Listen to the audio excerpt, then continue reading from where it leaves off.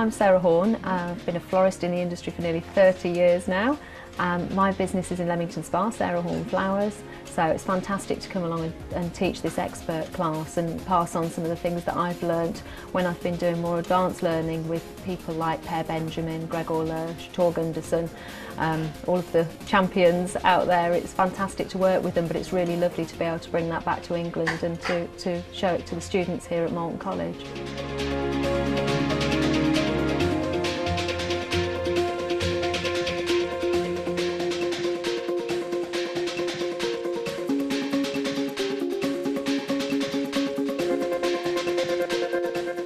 I think it's lovely for the students when they've gone through a certificated course and learnt all of the elements that they need to actually be qualified, to then get what I call the icing on the cake, really, to learn some new skills, to learn things that aren't absolutely essential for the qualification but actually move them forward, and just get them into the pattern of further learning and not just accepting that once they have got their qualifications and they are classed as qualified that there isn't more to learn. I think it's really important that they realise that we're learning all the time in our industry, and to keep the industry buoyant, that's what we need to keep moving it forward.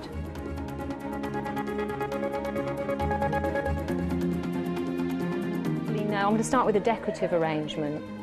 Now you would probably know decorative arrangements very well, because they're probably 90% at least of the arrangements that we do will fall into the decorative category. When I first trained, everything was a little bit above the container because we were almost always doing triangles, so we were always having to go in at this angle, where with a lot of the continental design it's about how flowers grow, where they strive from, and they show the stems a lot more, which we spend a lot of our time in English floristry hiding the stems, don't we? You know, hence the triangle, hence the posy.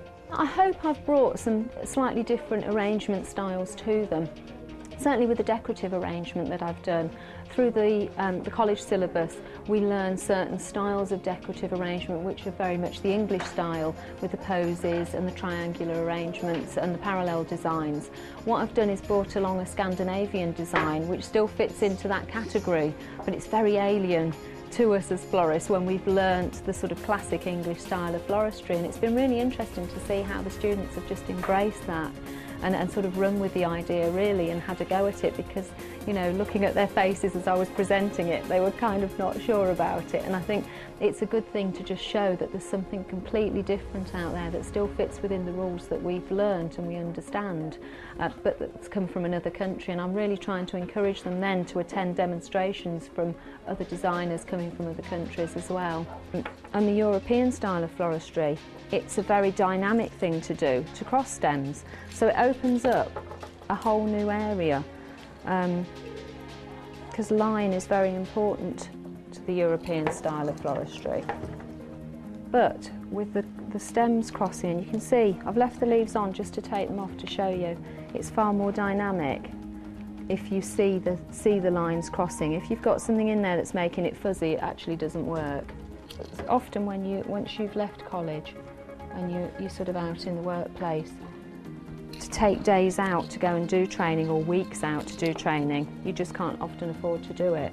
So it's worth just keeping your eye open for workshops and demonstrations of different designers, and I say particularly it's interesting to see them from other countries, because you do just sort of see what's out there and maybe what's going to be the new thing over here. I think it's important to teach the students that you don't just stop learning once you're qualified, you have to keep moving to keep the florist shops on the high street, really. If I'm using a container that big, my arrangement's easily going to be this big. To my customer, it was an arrangement this big, but it didn't have that many flowers in, so it's actually one which has fantastic perceived value, and that's worth a heck of a lot these days, especially with the recession on. And from a commercial perspective, my goodness, how quick was that to do?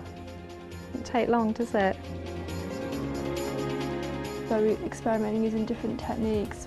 We've learned, I don't know, how to wrap vases, like to hide containers if they aren't all that attractive. And some of the techniques we've done is different as well. We've done a lot more practical today than what we'd normally do. It changed all the principles of designs and stuff like that. We learned that you can do stuff that's different and wrong, and it does look right.